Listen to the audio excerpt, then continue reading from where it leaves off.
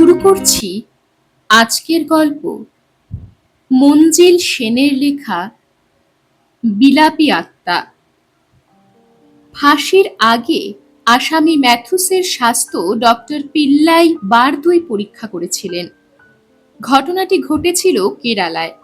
Doctor Pillay হলেন জেলের doctor. ওরা দুজনই খ্রিস্টান। জীবনের আশা আর নেই জেনে ম্যাথুস ভাগ্যের হাতে নিজেকে সঁপে দিয়েছিল। প্রতিটি রাতের পর প্রসন্ন সকাল যে তার জীবনের মেয়াদ ক্রমেই কমিয়ে আনছে তা জেনেও সে তেমন আতঙ্কিত হচ্ছিল না। মৃত্যু ভয় যেন সে জয় করে ফেলেছে। তার জীবনের আবেদন সরকার নাকচ করে দিয়েছেন জানবার পর থেকেই তার এই পরিবর্তনের শুরু। তার আগে পর্যন্ত অর্থাৎ বাঁচার ক্ষীণতম আশাও তার মনে যতক্ষণ ছিল ততক্ষণ লোকটি দিবারাত্রের প্রতিটি ঘন্টা মৃত্যুর অজানা বিভীষিকায় উন্মাদের মতো আচরণ করেছে। ডক্টর পিল্লাই একজন মানুষের মধ্যে বাঁচার এমন তীব্র আকাঙ্ক্ষা আর শেষ আশাটুকু নির্মূল হয়ে যাবার পর সেই লোকটিরই জীবন সম্বন্ধে নিরাসক্তি আর পরস্পর বিরোধী মনোভাবে বিস্মিত না হয়ে পারেননি। পরিবর্তনটা এত আকস্মিক যে ডাক্তারের মনে হয়েছিল আসামির আবেদন না মঞ্জুর খবরটাই তার অনুভূতির সমস্ত ইন্দ্রিয়কে বিকল করে দিয়েছে। খবরটা শোনার পরে সে অজ্ঞান হয়ে গিয়েছিল। সেই প্রথমবার ডক্টর পিল্লাই তার চিকিৎসা করেন। জ্ঞান হবার পর থেকে তার এই অদ্ভুত পরিবর্তন। যে অপরাধ সে করেছিল তার কোনো ক্ষমা নেই। জনসাধারণের মনেও ম্যাথুসের প্রতি বিন্দুমাত্র করুণার সৃষ্টি হয়নি। ত্রিবান্দ্রামে তার একটা ছোট মনোহারী দোকান ছিল। নিজের মা আর বউ নিয়ে ছিল তার সংসার। সেই মাই হয়েছিল তার জঘন্যতম অপরাধের শিকার। বিধবা মায়ের ১,৫০০ টাকা ছিল। সেই শেষ সম্বলটুকুর ওপর ম্যাথুসের লোভই এই অপরাধের মূল কারণ। বিচারের সময় প্রকাশ হয়ে পড়ে ওই ঘটনার সময় বাজারে তার ১,০০০ টাকা দেনা ছিল। তার বউ দিন কয়েকের জন্যে ত্রিচুরে বোনের বাড়ি বেড়াতে গিয়েছিল, আর সেই সুযোগে এক রাত্রে মাকে গলা টিপে হত্যা করে বাড়ির পেছনে ছোট বাগানের জমিতে মৃতদেহ কবর দিয়েছিল। বেশ কিছুদিন ধরেই মায়ের সঙ্গে টাকা পয়সার ব্যাপার নিয়ে তার খিটিমিটি লেগেই ছিল। মা প্রায়ই বলতেন বাড়ি ছেড়ে তিনি চলে যাবেন। ঘটনার দিনেও মা আর ছেলের মধ্যে তুমুল ঝগড়া হয়, যার ফলে ভদ্রমহিলা ব্যাংক থেকে সব টাকা তুলে আনেন। পরের দিন ভোরে তিনি তার বাক্স প্যাটরা নিয়ে যেদিকে দু চোখ যায় চলে যাবেন বলেছিলেন। পাড়াপড়শি এ ঘটনার সাক্ষী ছিল। সেই রাতেই ম্যাথুস কাজ হাসিল করে। খুব ঠান্ডা মাথায় ভেবে চিনতে সে তার পরবর্তী কাজগুলো করেছিল। মায়ের জিনিসপত্র একটা তোরঙ্গে পুড়ে রাত থাকতেই সে বেরিয়ে পড়ে। স্টেশনে গিয়ে মাদ্রাজগামী একটা গাড়িতে তোরঙ্গটা বসবার আসনের তলায় রেখে সে ফিরে এসেছিল। একটু বেলা হতেই পাড়াপড়শির কাছে সে রটিয়ে দিয়েছিল মা তার সঙ্গে ঝগড়া করে বাড়ি থেকে চলে গেছে। কোথায় গেছে তা সে জানে না। মার সঙ্গে তার সম্পর্কের কথা কারো অজানা ছিল না। তাই মিথ্যে দুঃখিত হবার ভান না করে খোলাখুলি সে বলেছিল, মাই ছিল যত অশান্তির মূলে, এবার বাড়িতে শান্তি ফিরে আসবে। বউ ফিরে আসার পর তাকেও সে একই কথা বলেছিল। মা যে কোনো ঠিকানা দিয়ে যায়নি তা জানাতেও সে ভোলেনি, কারণ বউ তার ভালো মানুষ। যদি মাকে ফিরে আসার জন্য চিঠি লেখে তাই বাজে ঠিকানা দিয়ে হাঙ্গামায় পড়তে চায়নি। বউ তার কথা সরল বিশ্বাসেই মেনে নিয়েছিল। অবিশ্বাস কিংবা সন্দেহ করার কারণ অবশ্য ছিল না। ঘটনার পর কিছুদিন সে খুবই সতর্ক ছিল। প্রতিটি অপরাধের ক্ষেত্রে দেখা গেছে একটা নির্দিষ্ট সময় বা সীমা পর্যন্ত তারা হুঁশিয়ার থাকে, কিন্তু তারপরেই তারা ঢিলে দেয়, আর তখনই এমন মারাত্মক ভুল করে বসে যা তাদের জীবনে কাল হয়ে দাঁড়ায়। ম্যাথুসও প্রথম প্রথম খুব ভেবে চিন্তে কাজ করতে লাগলো। তার দেনা সে তখনই শোধ করলো না, বরং মা যে ঘরে থাকতো সেই ঘরে সে একজন ভাড়াটে বসালো, আর দোকানে যে ছোকরা তার সহকারী ছিল তাকে সে বিদেয় করল।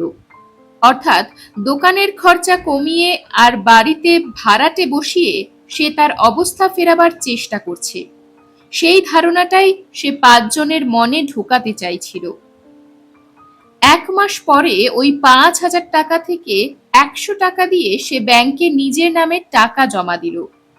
তার কিছুদিন পরই ১,০০০ টাকা দেনা শোধ করলো। এরপরই সে অসাবধান হতে লাগলো। অন্য একটা ব্যাংকে ২,০০০ টাকার আরো একটা অ্যাকাউন্ট খুলে বসলো।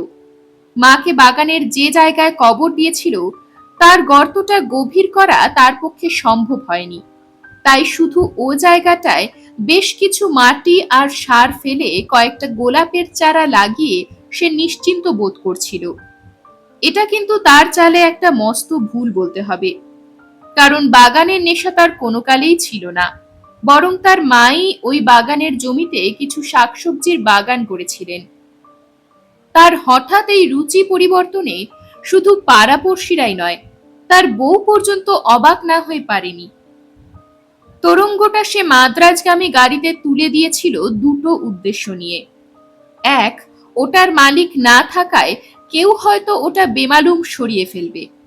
আর দুই, যদি তা নাও হয় তবে হারানো মালপত্রের গুদমে ওটা জমা হবে এবং কোনো দাবিদার না জুটলে রেল কর্তৃপক্ষ হয়তো ওটা নিলেম করে দেবে। ওটার সঙ্গে তাকে জড়াবার কোনো কারণই ছিল না। তোরঙ্গে জামা কাপড়ের ভাঁজে তার মার কাছে একজনের লেখা চিঠি তার দৃষ্টি এড়িয়ে গিয়েছিল, আর সেটাই কাল হয়ে দাঁড়ালো। চিঠিতে তার ঠিকানা ছিল। তোরঙ্গটা আরো অনেক হারানো মালপত্রের সঙ্গে গুদমে সত্যিই জমা পড়েছিল, এবং সাধারণত এসব ক্ষেত্রে যা ঘটে থাকে তাই হয়েছিল, অর্থাৎ আছে থাকুক। এই মনোভাব নিয়ে কর্তৃপক্ষ ওটার পেছনে অযথা সময় নষ্ট করেননি। গোলমাল বাঁধল গুদমে হঠাৎ আগুন লেগে যাওয়ায়। বেশ কিছু ক্ষতি হবার আগেই আগুন অবশ্য নিভিয়ে ফেলা হলো, কিন্তু কয়েকটা জিনিসের সঙ্গে তোরঙ্গটাও বেশ পুড়ে গেল। আর আশ্চর্যভাবে মালপত্রের সঙ্গে রক্ষা পেল চিঠিটা। একেই বলে কপাল। যা হোক, যেসব জিনিসের ক্ষতি হয়েছে তাদের মালিককে রেল থেকে ক্ষতিপূরণের কথা জানিয়ে চিঠি লেখা হলো। সামান্য কটা জিনিসেরই মালিকের হদিশ পাওয়া গেল। তোরঙ্গটা হলো তাদের মধ্যে একটা। যথাসময়ে ম্যাথুসের মার নামে চিঠিটা এলো, আর পড়ল ম্যাথুসের বউয়ের হাতে। আপাত দৃষ্টিতে ওটা একটা সাধারণ গতানুগতিক চিঠি ছাড়া আর কিছু নয়, কিন্তু ওটা ম্যাথুসের মৃত্যু পরোয়ানা নিয়ে হাজির হলো। তোরঙ্গটা কেন যে এগমোর স্টেশনে এতদিন পড়েছিল তার কোনো কৈফিয়তই সে দিতে পারল না। কলকাতায় যেমন হাওড়া ও শিয়ালদা, মাদ্রাজেও তেমন দুটো স্টেশন, সেন্ট্রাল আর এগমোর। অগত্যা তাকে বলতে হলো তার মার নিশ্চয় কোনো দুর্ঘটনা ঘটেছে, এবং বাধ্য হয়ে মার সন্ধানের জন্য তাকে পুলিশের শরণাপন্ন হতে হলো। এ ব্যাপারে তদন্ত করতে গিয়ে পুলিশের সন্দেহ পড়ল তার উপর।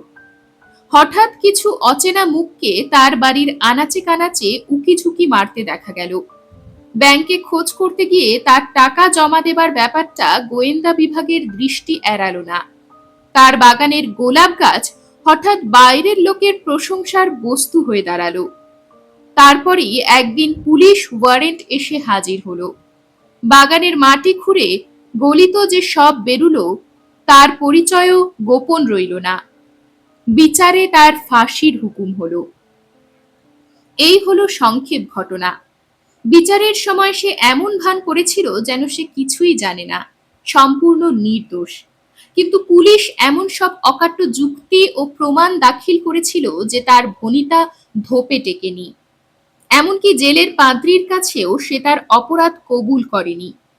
খ্রিস্টান ধর্মে মৃত্যু পথযাত্রীদের কনফেশনের অর্থাৎ স্বীকারোক্তির যে রীতি আছে, সেই সূত্রে পাদ্রী সাহেব তাকে কনফেশনের জন্য অনেক পীড়াপিড়ি করেছিলেন, কিন্তু কোনো ফল হয়নি। কনফেশন ছাড়া মৃত্যু হলে তাকে নরকে পচতে হবে। পাদ্রির এই সতর্ক বাণীতেও কোনো কাজ হয়নি। চৈত্র মাসের এক ভোর রাতে ম্যাথুসের ফাঁসি হয়ে গেল। ডক্টর পিল্লাইকে কর্তব্যের খাতিরে বধ্যভূমিতে হাজির থাকতে হয়েছিল।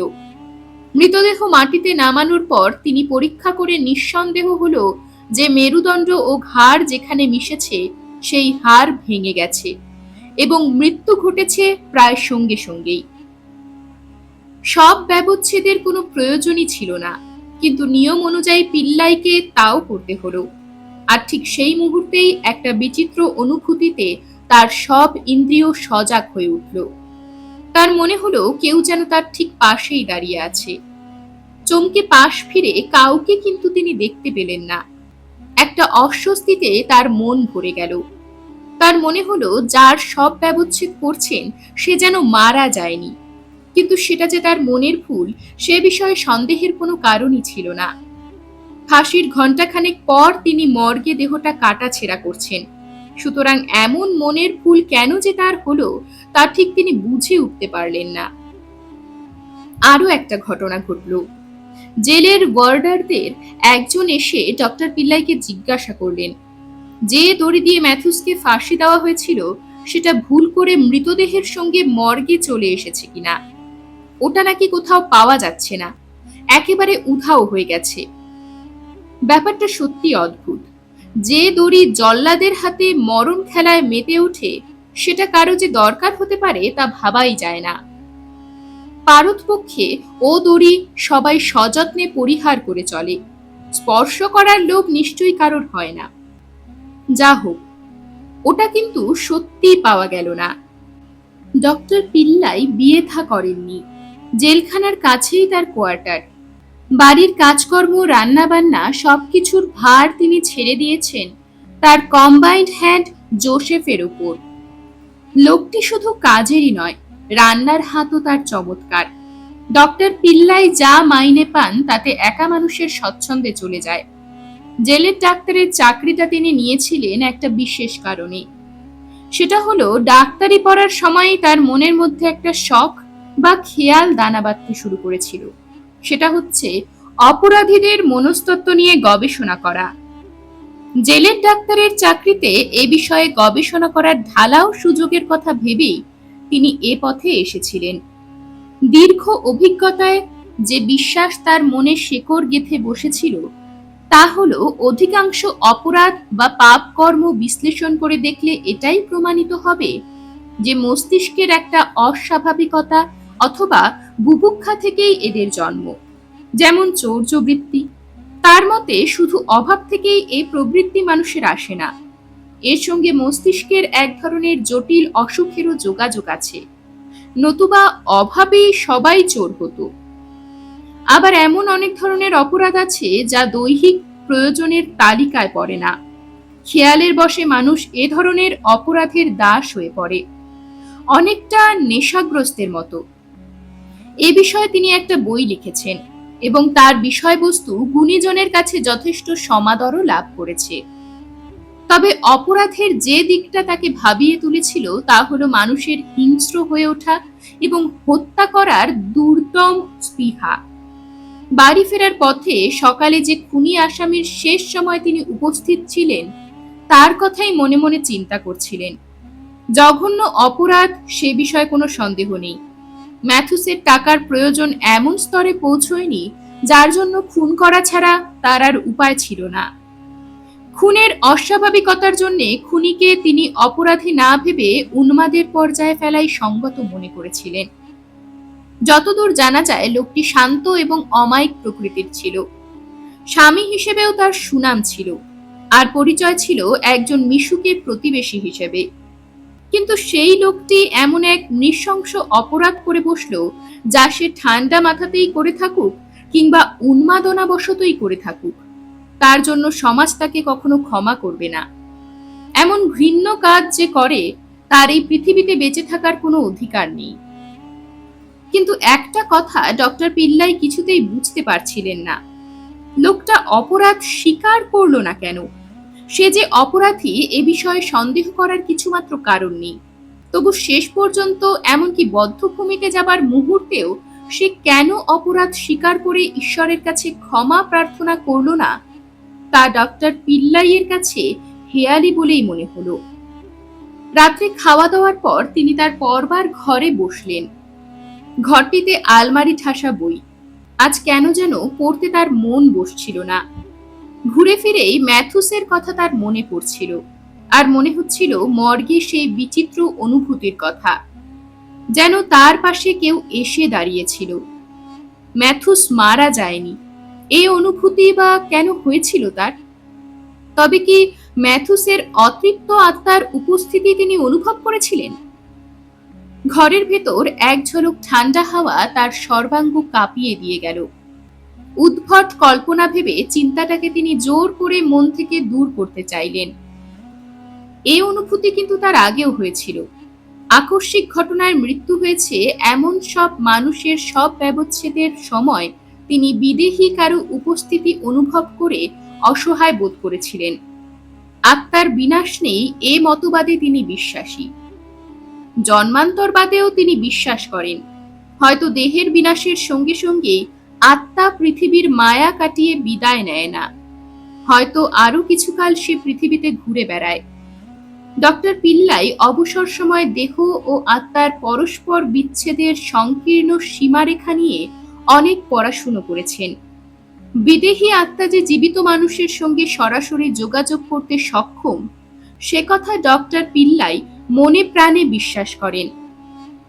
তার গভীর চিন্তায় বাধা পড়ল। পাশেই ছোট একটা গোল টেবিলের উপর টেলিফোনটা ছিল। ওটা হঠাৎ বেজে উঠল, কিন্তু সাধারণ যেভাবে ক্রিং ক্রিং করে বাজে তেমন ভাবে নয়, অনেকটা অস্পষ্ট মৃদু ভাবে, যেন টেলিফোনে কোনো যান্ত্রিক গোলযোগ হয়েছে। তবে ওটা যে বাজছে সে বিষয়ে সন্দেহ নেই। ডক্টর পিল্লাই হাত বাড়িয়ে রিসিভারটা কানে তুললেন। মাউথ পিসে মুখ লাগিয়ে তিনি বললেন, ডক্টর পিল্লাই বলছি, আপনি কে? উত্তরে একটা ফিসফিসে শব্দ তার কানে এলো। কথা কিছুই বোঝা গেল না। আপনার কথা আমি শুনতে পাচ্ছি না, তিনি বললেন। আবার সেই ফিসফিস ধ্বনি, তারপর সব চুপচাপ। ডক্টর পিল্লাই মিনিট খানেক রিসিভারটা কানে লাগিয়েই দাঁড়িয়ে রইলেন, যেন তিনি সম্বিত হারিয়ে ফেলেছেন। যখন বুঝলেন ওপাশ থেকে আর কোনো সারা শব্দই আসছে না, তখন তিনি এক্সচেঞ্জকে ফোন করলেন। নিজের নম্বরটা জানিয়ে তিনি জিজ্ঞেস করলেন, এক্ষুনি কেউ আমাকে ফোন করেছিল, কোন নাম্বার থেকে বলতে পারেন? সামান্য স্তব্ধতার পর তিনি তার প্রশ্নের জবাব পেলেন। ওটা করা হয়েছিল জেলখানা থেকে। তিনি ওই নাম্বারে ডায়াল করলেন। আমাকে এইমাত্র ফোন করেছিল, আমি ডক্টর পিল্লাই বলছি। একটা কথাও আমি শুনতে পাইনি। পরিষ্কার কণ্ঠে জবাব এলো, আপনার বোধহয় ভুল হয়েছে ডাক্তার সাহেব, আমরা কেউ আপনাকে ফোন করিনি। কিন্তু এক্সচেঞ্জ যে বলল জেলখানা থেকেই ফোন করা হয়েছিল। এক্সচেঞ্জ নিশ্চয়ই ভুল করেছে, জবাব ভেসে এলো। আশ্চর্য, কে কথা বলছো? ওয়ার্ডার রামানুজম, তাই না? আগে হ্যাঁ স্যার। আচ্ছা, রেখে দিলাম। ডক্টর পিল্লাই আরাম কেদারায় গা এলিয়ে দিলেন। ঘুরে ফিরে টেলিফোনের অদ্ভুত ব্যাপারটা তার মনে একটা খটকার সৃষ্টি করতে লাগলো। ভুল করে অনেকবারই তার টেলিফোন বেজে উঠেছে, কিন্তু অত মৃদুভাবে কখনো বাজেনি। অমন চাপা দুর্বোধ্য গলায় কেউ তাকে কথাও বলেনি। ব্যাপারটা তাকে ভাবিয়ে তুলল। নিজের অজান্তেই তিনি সারা ঘরে পায়চারি শুরু করলেন। একটা সন্দেহ, একটা অদ্ভুত চিন্তা তার মনে উকিঝুঁকি মারতে লাগলো। কিন্তু তা অসম্ভব, আপন মনেই বলে উঠলেন তিনি। পরদিন সকালবেলা যথারীতি তিনি জেলখানায় গেলেন। আশ্চর্য, অদৃশ্য কারোর উপস্থিতি আবার তার মনে চারা দিয়ে উঠল। কেন জানি তার মনে হতে লাগলো গতকাল যার ফাঁসি হয়েছে সেই যেন তার আশেপাশে ঘুরে বেড়াচ্ছে। জেলখানার অঙ্গনে সেই অনুভূতিটা প্রবল হয়ে উঠল। আরো প্রবল হলো যখন তিনি ফাঁসির আসামিকে যে কুঠুরিতে রাখা হয় তার দরজার পাশ দিয়ে যাচ্ছিলেন। অনুভূতিটা ক্রমে এতই প্রবল হয়ে উঠল যে ওই কুঠুরির মধ্যে যার উপস্থিতি তিনি অনুভব করছিলেন তার দেখা পেলেও হয়তো তিনি বিস্মিত হতেন না। দরজাটা পেরিয়ে সরু বারান্দার মতো পথের শেষ প্রান্তে পৌঁছে সত্যিই তিনি ঘাড় ফেরালেন, যেন ওকে দেখবেন আশা করেছিলেন। সমস্তক্ষণ একটা দারুণ আতঙ্ক তার বুকে পাষাণ ভাবের মতো চেপে বসেছিল। এই অদৃশ্য উপস্থিতি তাকে বিচলিত করে তুলল। হতভাগ্য সেই আত্মা যেন কিছু বলতে চায়, এটা তিনি মন প্রাণ দিয়ে অনুভব করলেন। সমস্ত ব্যাপারটা যে কাল্পনিক, তার উর্বর মস্তিষ্কের উদ্ভট চিন্তার পরিণাম, এ কথা কিন্তু একবারও তার মনে হলো না। হ্যাঁ, ম্যাথুসের আত্মা জেলখানার মধ্যে আটকা পড়েছে। হাসপাতালে ঘন্টা দুয়েক কাজের মধ্যে তিনি নিজেকে ব্যস্ত রাখলেন। সর্বক্ষণ কিন্তু একটা অদৃশ্য কিছুর উপস্থিতি তিনি অনুভব করছিলেন। তবে হাসপাতালে সে প্রভাবটা অত নয় যতটা জেলখানার মধ্যে। জেলখানার কাজ সেরে ফেরার আগে তার ধারণাটা যাচাই করার উদ্দেশ্য নিয়ে তিনি বদ্ধভূমির ছাউনিতে উঁকি মারলেন। পর মুহূর্তে বদ্ধভূমিতে প্রবেশের দরজাটা এক হ্যাচকা টানে বন্ধ করে তিনি সরে এলেন। তার মুখ ভয়ে বিবর্ণ হয়ে গেল। ফাঁসির মঞ্চে কালো কাপড়ে মুখ ঢাকা আর দুহাত বাঁধা ঝুলন্ত এক মূর্তির স্পষ্ট আকার তার চোখে পড়ল। অস্পষ্ট হলেও চোখের ভুল তার হয়নি। ডক্টর পিল্লাইকে অনায়াসে একজন সাহসী পুরুষই বলা চলে। তিনি প্রায় সঙ্গে সঙ্গেই নিজেকে সামলে নিলেন। ক্ষণিকের এই আতঙ্কের জন্য তিনি মনে মনে লজ্জাই বোধ করলেন। যুক্তি দিয়ে তিনি বিশ্লেষণ করলেন, আকস্মিক স্নায়বিক চাপই তার মনের এই অবস্থার কারণ। আত্মা এবং আধিভৌতিক ব্যাপারে তার যথেষ্ট কৌতূহল থাকা সত্ত্বেও বদ্ধভূমিতে দ্বিতীয়বার উঁকি মারার সাহস কিন্তু তার হলো না। মনের জোর যেন তিনি হারিয়ে ফেললেন। হতভাগ্য ম্যাথুসের আত্মা যদি তাকে কিছু বলতে চায় কিংবা তার সঙ্গে কোনো ব্যাপারে যোগাযোগ করতে চায়, তবে দূর থেকেই সেটা ঘটুক। তাই তিনি মনে প্রাণে চাইলেন। তার মনে হলো ওটার গতিবিধি যেন অনেকটা সীমিত। জেলখানার অঙ্গন, যে কুঠুরিতে ফাঁসির আসামিকে রাখা হয়, এবং বদ্ধভূমি ঘিরেই ওটা ঘোরাফেরা করছে। অবশ্য এটা তার অনুমান। হঠাৎ একটা কথা মনে হওয়ায় তিনি তার অফিস ঘরে ফিরে এসে গত রাত্রে যে ওয়ার্ডার টেলিফোনে তার সঙ্গে কথা বলেছিল তাকে ডেকে পাঠালেন। কাল রাতে আমি তোমার সঙ্গে কথা বলার আগে কেউ আমাকে ফোন করেনি বলেছিলেন। তোমার ভুল হয়নি তো? তিনি জিজ্ঞেস করলেন। ডক্টর পিল্লাই লক্ষ্য করলেন লোকটি সামান্য ইতস্তত করল। না, লোকটি জবাব দিল। আপনি ফোন করার আধ ঘন্টা আগে থেকেই আমি টেলিফোনের পাশে বসেছিলাম। কেউ ফোন করলে আমি দেখতে পেতাম। তুমি তবে কাউকে দেখোনি? ডক্টর পিল্লাই এবার একটু জোর দিয়েই কথাটা বললেন। লোকটির হাবভাবে একটা অস্বস্তির চিহ্ন স্পষ্ট ফুটে উঠল। না ডাক্তার সাহেব, আমি কাউকে দেখিনি। সে যেন ইচ্ছে করে একটু জোর দিয়ে জবাব দিল। ডক্টর পিল্লাই তার দিক থেকে মুখটা ফিরিয়ে নিলেন। কিন্তু তোমার হয়তো মনে হয়েছিল ঘরে কেউ আছে। অনেকটা নিরাসক্ত ভাবেই তিনি এবার প্রশ্ন করলেন। ওয়ার্ডার রামানুজম এবার যেন একটু থতমত খেল। তার মনের মধ্যে যে একটা দ্বন্দ্ব চলছে তা বুঝতে অভিজ্ঞ ডক্টর পিল্লাইয়ের দেরি হলো না। আপনি হয়তো ভাববেন আমার তন্দ্রা এসেছিল, কিংবা আমি এমন কিছু খেয়েছিলাম যা আমার সহ্য হয়নি। ডক্টর পিল্লাইয়ের নিরাসক্ত ভাবটা মুহূর্তে কেটে গেল। রামানুজমের মুখের কথা কেড়ে নিয়ে তিনি বলে উঠলেন, ওসব কিছুই আমি ভাববো না। বরং তুমি বলতে পারো, রাত্রের খাওয়া দাওয়ার পর আমি যখন বসেছিলাম তখন আমার ঝিমুনি এসেছিল। তাই টেলিফোন বাজার শব্দটা হয়তো আমি স্বপ্নের ঘরেই শুনেছিলাম। ওয়ার্ডারকে আশ্বস্ত করার জন্যই তিনি কথাগুলো বললেন। আরো একটা কথা, টেলিফোনটা কিন্তু যেমন বাজা উচিত তেমন বাজেনি। আমি ওটার পাশেই বসেছিলাম, তবু কোনো মতে ক্রিং ক্রিং শব্দটা আমার কানে এসেছিল। রিসিভার কানে লাগিয়ে আমি শুধু কার যেন ফিসফিসানি শুনেছিলাম। কিন্তু তুমি যখন কথা বলছিলে তা স্পষ্ট এবং জোরেই শুনেছিলাম। আমার বিশ্বাস একটা কিছু, মানে কেউ টেলিফোনের এধারে ছিল। তুমিও সে সময় ঘরে ছিলে, কিন্তু কাউকে না দেখলেও কারো উপস্থিতি তুমি অনুভব করেছিলে, তাই না? লোকটি এবার সায় দিয়ে ঘাড় দোলালো। ডাক্তার সাহেব, আমি ভীতু নই, সে বলল। তাছাড়া আজগুবি কল্পনা আমার মাথায় আসে না, কিন্তু তবু বলবো ঘরে অদৃশ্য কিছু একটা ছিল। ওটা যেন টেলিফোনের চারপাশেই ঘোরাফেরা করছিল। এমন নয় যে বাতাসের শব্দে আমার মনের ভুল হয়েছিল, কারণ কাল রাতে বাতাস ছিল না বললেই চলে। ওটা নিশ্চয়ই টেলিফোন ডাইরেক্টরির পাতা উল্টোচ্ছিল। বাতাস ছাড়াই যেভাবে একটার পর একটা পাতা খসখস আওয়াজ করে উল্টে যাচ্ছিল, তাতেই আমার ও কথা মনে হয়েছিল, যেন কারো টেলিফোন নম্বর খুঁজছে।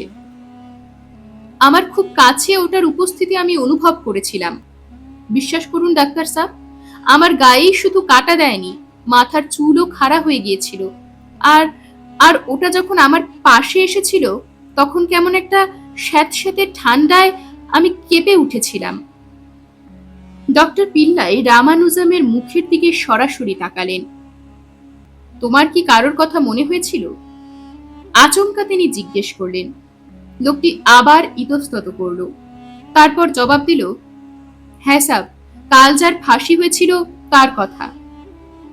ডক্টর পিল্লাই সমর্থন সূচকভাবে ঘাড় দোলালেন। ব্যাপারটা তাই। তিনি অনেকটা যেন আপন মনে বলে উঠলেন। ওয়ার্ডারের দিকে ফিরে তিনি জিজ্ঞেস করলেন, আজ রাতেও কি অফিস ঘরে তোমার ডিউটি আছে? আজ্ঞে হ্যাঁ সাব। লোকটার সর্বাঙ্গ একটা অজানা আতঙ্কে কেঁপে উঠল।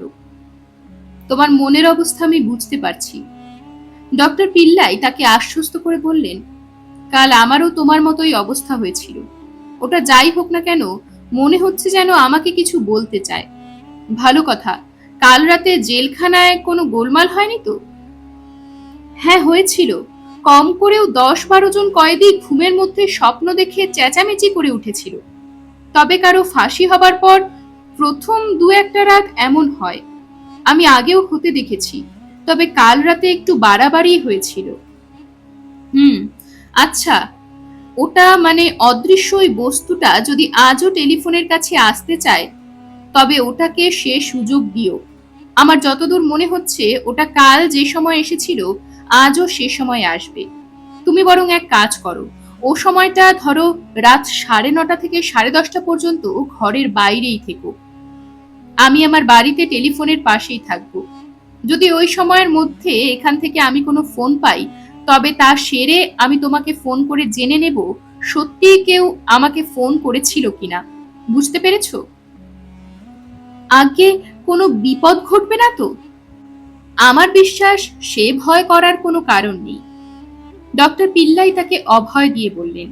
পরক্ষণেই বদ্ধভূমিতে তার আতঙ্কের হেতু মনে পড়তেই তিনি কেঁপে উঠলেন। ওয়ার্ডার অন্যদিকে তাকিয়েছিল, তাই এসব কিছু লক্ষ্য করল না।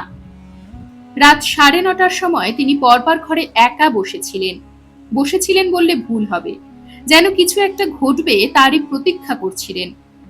খানিক আগেই তিনি রাতের খাওয়া সেরেছেন। পরলৌকিক ব্যাপার সম্বন্ধে অনেক পড়াশোনা করে তার মনে দৃঢ় বিশ্বাস জন্মেছে যে মুক্তি পায়নি এমন আত্মা একটা নির্দিষ্ট সময়ে নির্দিষ্ট স্থানে উপস্থিত হয়, তার হেরফের বড় একটা হয় না। বিশেষ করে সেই আত্মা যদি মানুষের সাহায্য প্রার্থী হয়, যেমন হয়েছে এ ব্যাপারে। ম্যাথুসের আত্মা যে একটা যন্ত্রণায় ভুগছে এবং সেই বিষয়ে তাকে কিছু বলতে চায়, তা তিনি অনুভব করছিলেন। মৃত্যুর পর কিছুদিন পৃথিবীতে বিচরণশীল এসব অতৃপ্ত কিংবা মুক্তি না পাওয়া আত্মার নিজের রূপ প্রকাশের অর্থাৎ দেখা দেবার এবং মানুষকে তার ইচ্ছে জানাবার ক্ষমতা প্রবল থেকে প্রবলতর হয়। তারপর যতই ওটা পৃথিবী ছেড়ে উপরে উঠতে থাকে, ওই ক্ষমতাও ততই কমে আসে। তবে দেহ থেকে বেরিয়ে আসার প্রথম 2-1 দিন ওটা দুর্বল থাকে, কারণ নতুন অবস্থা ও নতুন পরিবেশ মানিয়ে নিতে ওটার দিন কয়েক সময় লাগে। তাই ডক্টর পিল্লাইয়ের ধারণা হয়েছিল আজ হয়তো টেলিফোনে স্পষ্ট কিছু শুনতে পাবেন না, যদিও গতকালের মতো অত অস্পষ্ট হবে না। ঠিক তক্ষুনি টেলিফোনটা বেজে উঠল। গত রাতের মতন অস্পষ্ট নয়, কিন্তু তবু সাধারণ যেভাবে বাজে অত জোরেও নয়। ডক্টর পিল্লাই প্রায় লাফিয়ে উঠে রিসিভারটা কানে তুলে ধরলেন, আর তক্ষুনি একটা চাপা কান্নার ফোঁপানি তার কানে ভেসে এলো। কান্নার অদম্য দমকে যে কাঁদছে, তার বুক যেন ফেটে যাচ্ছে। ডক্টর পিল্লাই যেন বোবা হয়ে গেছেন। একটা হিম শীতল পরশ তিনি বুকের ভেতর অনুভব করছেন, কিন্তু তবু সেই কান্নার মধ্যে যে একটা করুণ আবেদন ছিল তা তাকে বিচলিত করে তুলল। যে কাঁদছে সে যেই হোক না কেন তাকে সাহায্য করার জন্য তার সেবার তো মন উন্মুখ হয়ে উঠল। কে কে তুমি? নিজের গলার স্বরই তার কাছে বিকৃত শোনালো। আমি ডক্টর পিল্লাই কথা বলছি, বলো তোমার জন্য আমি কি করতে পারি? আস্তে আস্তে কান্নার শব্দটা মিলিয়ে গেল, যেন যে কাঁদছিল সে অতি কষ্টে নিজেকে সামলে নিল। তারপরই ফিসফিস করে বলা কথাগুলো ডক্টর পিল্লাইয়ের কানে ভেসে এলো। ডাক্তার সাহেব, আমি বলতে চাই, আমি বলতে চাই, আমাকে বলতেই হবে। কি বলতে চাও, বলো আমাকে। ডক্টর পিল্লাই একটু একটু করে সাহস ফিরে পাচ্ছেন। না না, আপনাকে নয়, যিনি আমার কাছে আসতেন তাকে বলতে চাই। আপনাকে যা বলছি তা যদি তাকে একবারটি বলেন, আমি কিছুতেই আমার কথাটাকে শোনাতে পাচ্ছি না। কে তুমি? ডক্টর পিল্লাই হঠাৎ প্রশ্ন করলেন। সঙ্গে সঙ্গে জবাব এলো না। তারপরে ফিসফিস করে যে কথা বলছিল সে বলল, আপনি তো জানেন আমি কে। আমার ভয়ানক কষ্ট হচ্ছে, জেলখানা ছেড়ে আমি বেরোতে পারছি না, বড় কষ্ট হচ্ছে। আপনি ওই ভদ্রলোককে আপনার বাড়িতে ডেকে পাঠাবেন, আমি তার সঙ্গে কথা বলতে চাই। তুমি কি পাদ্রী সাহেবের কথা বলছো? ডাক্তার শুধুলেন, হ্যাঁ, আপনি ঠিকই ধরেছেন। কাল যখন আমাকে জেলখানার উঠোন দিয়ে হাঁটিয়ে নিয়ে যাওয়া হচ্ছিল, তখন তিনি আমার সদ্গতির জন্য প্রার্থনা করছিলেন। তার কাছে বলতে পারলে আমার আর এত কষ্ট হবে না। বলবেন তাকে আপনি? ডক্টর পিল্লাই মুহূর্তকালের জন্য ইতস্তত করলেন। কারাগারের পাদ্রী ফাদার ডিসুজার কাছে তিনি কি বলবেন? গতকাল যে খুনি আসামির ফাঁসি হয়েছে সে তার সঙ্গে কথা বলতে চায়, এই? ফাদার ডিসুজা কি ভাববেন না ডাক্তারেরই মাথার চিকিৎসার দরকার? কিন্তু টেলিফোনের অপর প্রান্ত থেকে ম্যাথুসের আত্মাই যে তার সঙ্গে কথা বলছে সে বিষয়ে তার কোনো সন্দেহই নেই। ওর যে ভীষণ কষ্ট হচ্ছে সেটা তিনি মন প্রাণ দিয়ে অনুভব করলেন। ও যে ফাদার ডিসুজার কাছে কি বলতে চায় ডক্টর পেল্লাইয়ের মতো বুদ্ধিমান লোকের তা বুঝতে দেরি হলো না। বেশ, আমি তাকে আসতে বলবো। শেষ পর্যন্ত কথাটা যেন তার মুখ ফসকেই বেরিয়ে গেল। ধন্যবাদ, অনেক ধন্যবাদ, আপনি তাকে নিশ্চয়ই আনবেন। কণ্ঠস্বর ক্ষীণ হয়ে আসছিল। আগামীকাল রাত্রেই আনা চাই, কণ্ঠস্বর বলল। আমি আর বেশিক্ষণ কথা বলতে পারছি না, আমাকে আবার সেটা দেখতে যেতে হবে। হায় ভগবান! নতুন করে ফোপানির শব্দ আবার ভেসে এলো, কিন্তু ক্রমেই অস্পষ্ট হয়ে আসছে। একটা প্রচন্ড ভয় অথচ ঔৎসুক্য ডক্টর পিল্লাইকে যেন ঘিরে ধরল। কি দেখতে যেতে হবে? তিনি প্রায় চেঁচিয়ে উঠলেন। তোমার কি ঘটেছে একটু বলো আমায়। না না, তা আমি বলতে পারবো না। কণ্ঠস্বর স্তব্ধ হয়ে গেল। ডক্টর পিল্লাই রিসিভারটা কানে লাগিয়ে তবু দাঁড়িয়েই রইলেন, কিন্তু আর কোনো কথা ভেসে এলো না। তিনি রিসিভারটা নামিয়ে রাখলেন, আর তক্ষুনি অনুভব করলেন তার সমস্ত শরীর ঘামে যেন ভিজে গিয়েছে। কপালে যে ঘাম জমেছে তা কেমন যেন শীতের সকালের শিশির বিন্দুর মতো ঠান্ডা। তার বুকের ভেতর হৃৎপিণ্ডটা যেন লাফাচ্ছে। নিজেকে সামলাবার জন্য তিনি তাড়াতাড়ি চেয়ারে বসে পড়লেন। একবার মনে হলো কেউ বোধহয় তার সঙ্গে সাংঘাতিক রসিকতা করেছে, কিন্তু পরক্ষণেই বুঝতে পারলেন তা নয়। কৃতকর্মের জন্য একটা অনুতপ্ত আত্মা যে অসহ্য মানসিক যন্ত্রণায় কাতরাচ্ছে সে বিষয়ে তার মনে আর কোনো সন্দেহই ছিল না। বিংশ শতাব্দীতে এই শহরের বুকে তার কোয়ার্টারের আরামদায়ক কক্ষে এইমাত্র তিনি ম্যাথুসের আত্মার সঙ্গে কথা বললেন। আশ্চর্য ও অবিশ্বাস্য ব্যাপার, কিন্তু এ নিয়ে বেশি ভাববার সময় ছিল না। তিনি রিসিভারটা আবার তুলে ধরে জেলখানায় ফোন করলেন। বেশ কিছুক্ষণ পর ওপাশ থেকে মানুষের কণ্ঠস্বর তিনি শুনতে পেলেন। ওয়ার্ডার রামানুজম? তিনি জিজ্ঞাসা করলেন। কাঁপা কাঁপা গলায় উত্তর এলো, হ্যাঁ ডাক্তার সাব। কিছু দেখেছো তুমি? আগে হ্যাঁ সাব, ও এসেছিল। আমি ওকে টেলিফোনের ঘরে যেতে দেখেছি। মানে একটা ছায়া মতো কি যেন ঘরে ঢুকেছিল। তুমি কি ওর সঙ্গে কথা বলেছো? আজ্ঞে না, আমি ভয়ে আধমরা হয়ে গিয়েছিলাম সাব। শুধু ভগবানকে ডেকেছি। কয়েদিদের মধ্যে একটা চেঁচামেচি উঠেছিল। এখন আবার সব ঠান্ডা হয়ে গেছে। আমার মনে হয় ও ফাঁসির ছাউনির দিকে গেছে। তোমার অনুমান মিথ্যে নয়। আজ আর কিছু ঘটবে বলে আমার মনে হয় না। সেই রাতেই ফাদার ডিসুজাকে পরের দিনে নৈশভোজনের নিমন্ত্রণ জানিয়ে তিনি একটা চিঠি লিখলেন। ফাদার যেন অবশ্যই আসেন। খুব জরুরি একটা ব্যাপারে তিনি তার সঙ্গে আলোচনা করতে চান। এ কথা লিখতেও ভুললেন না। পরের দিন রাত 1:30 নাগাদ ফাদার ডিসুজা নিমন্ত্রণ রক্ষা করতে এলেন। খাবার ঘরটা ডাক্তারের পড়ার ঘরের ঠিক পাশেই। ডাক্তার পিল্লাইয়ের নির্দেশে জোসেফ ভালো ভালো রান্না করেছিল। খাওয়া দাওয়া শেষ হলে পর জোসেফ টেবিল পরিষ্কার করে 2 পেয়ালা কফি দিয়ে গেল। একটা সিগারেট ধরাতে ধরাতে ডক্টর পিল্লাই বললেন, আপনাকে যে কথা বলার জন্য আজ কষ্ট দিয়েছি তা শোনার পর দয়া করে আমাকে পাগল ভাববেন না। এই আমার অনুরোধ। ফাদার ডিসুজা হাসলেন। হ্যাঁ, সে অঙ্গীকার আমি অনায়াসেই করতে পারি। ভালো। গতকাল এবং পরশু রাত্রে 2 দিন আগে যার ফাঁসি হয়েছিল তার সঙ্গে আমি টেলিফোনে কথা বলেছি। ডিসুজা হাসলেন না। তিনি চেয়ার ঠেলে উঠে দাঁড়ালেন। তার মুখে বিরক্তির চিহ্ন সুস্পষ্ট। ডক্টর পিল্লাই, তিনি বেশ অভিযোগের কণ্ঠেই বললেন, আমি আপনার আতিথেয়তার অমর্যাদা করতে চাইনি, কিন্তু সত্যি কি এই উদ্ভট কথা শোনাবার জন্য আপনি আমাকে ডেকে এনেছেন? রাগ করবেন না ফাদার ডিসুজা। ডক্টর পিল্লাই অনেকটা অনুনয়ের কণ্ঠে বললেন, আপনি আমাকে শেষ করতে দিন। কাল রাতেও আমাকে অনুরোধ করেছিল আপনাকে এখানে আনার জন্য। ও আপনাকে কিছু বলতে চায়। আমি আপনার কথা শুনতে চাই না। ফাদার ডিসুজার কণ্ঠস্বর থেকে যেন ভৎসনা ঝরে পড়ল। মৃতেরা কখনোই ফিরে আসে না।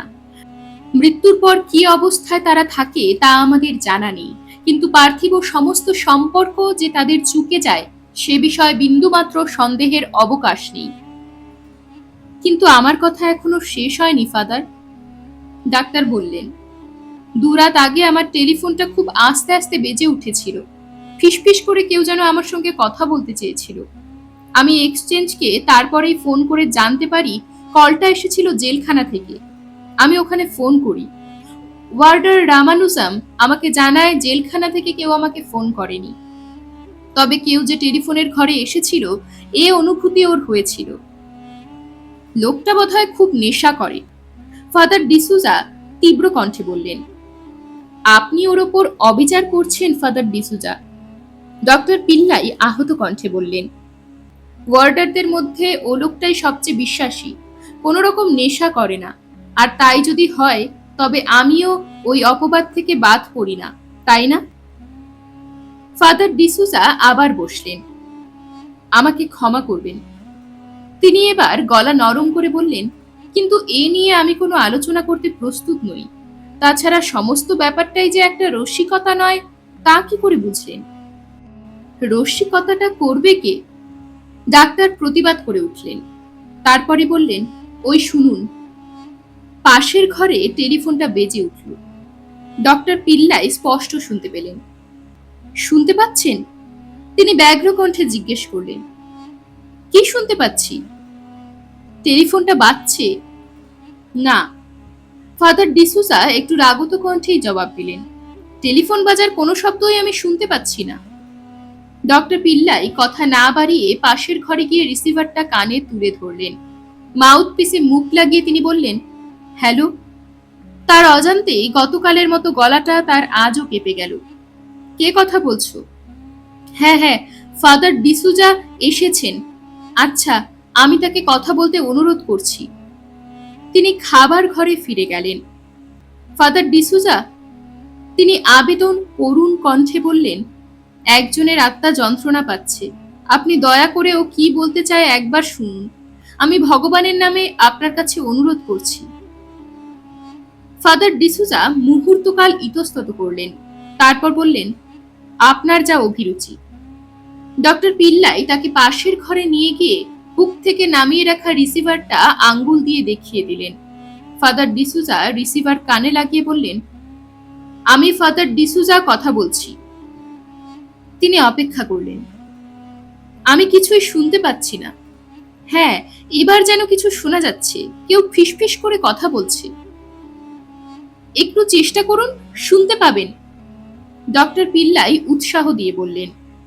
ফাদার ডিসুজা আবার শোনবার চেষ্টা করলেন।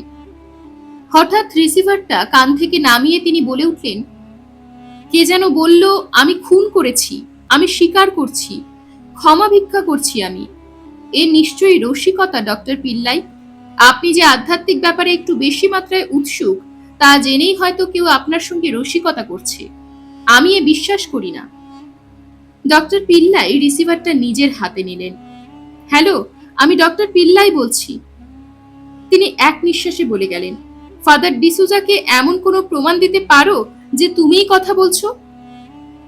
ওপাশ থেকে উত্তরটা শুনে তিনি রিসিভার নামিয়ে রেখে বললেন, ও বলছে আপনাকে প্রমাণ দেবে, তবে আমাদের একটু অপেক্ষা করতে হবে।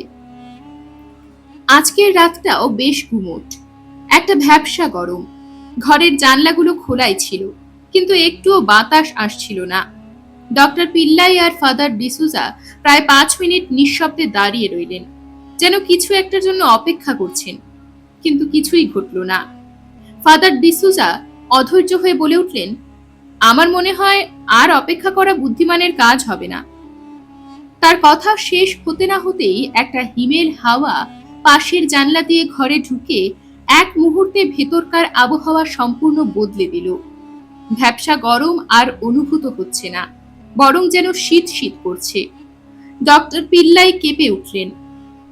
খুব ঠান্ডা পড়লে যেমন মানুষ কাঁপে, কেমন ঠান্ডা হওয়া আপনি টের পাননি?